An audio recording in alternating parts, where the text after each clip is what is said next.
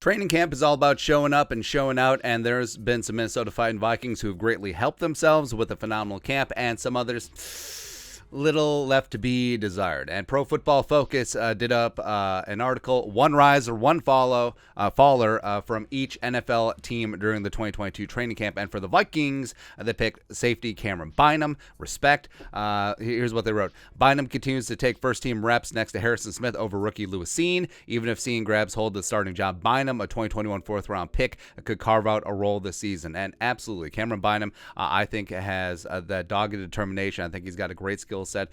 He was great last year when he had to fill in for Harrison Smith when Harry missed a couple of games, and he transitioned to safety very well because he was a cornerback at Cal, and I think that he still brings some of his cornerback skill sets to the table. That's why the Vikings in training camp have been running a lot of three safety looks. You got Bynum either as a free safety down the box, in the slot, etc. He brings a lot of versatility as well as a lot of intensity, because even though, yes, Lewis Cine, first-round pick, I think he's going to be phenomenal. I think eventually, once Harrison Smith ages out, it is going to be Lewis Cine and Camryn Bynum as your two safeties, but Bynum is just too good not to have on the field. So absolutely love what Cam Beasley has done in camp so far this year.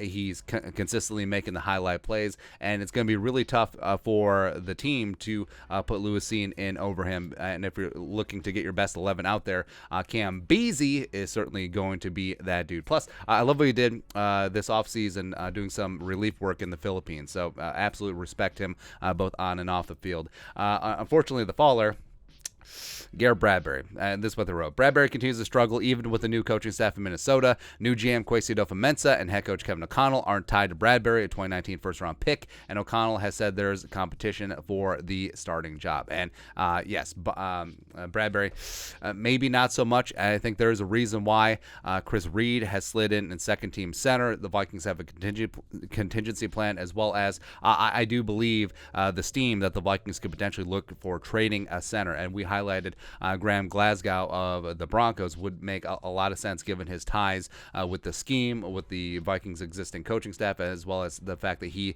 is likely going to be expendable in Denver, as they have a really nice young core of interior offensive linemen. But, you know, this is, to a degree, this is really on Kwesi, where they're betting on Bradbury, well, Kwesi and O'Connell and Chris Cooper and everyone, where they're betting on, mama, I can change him with Bradbury. But then you get into training camp, he's still getting lit up on one-on-one spots and 11-on-11. So just sort of is what it is at this point. So the Vikings may have to fall back to Chris Reed. They may have to look at trade options or keep scanning. Maybe a nice veteran center will be cut when it comes to 53-man roster cutdowns.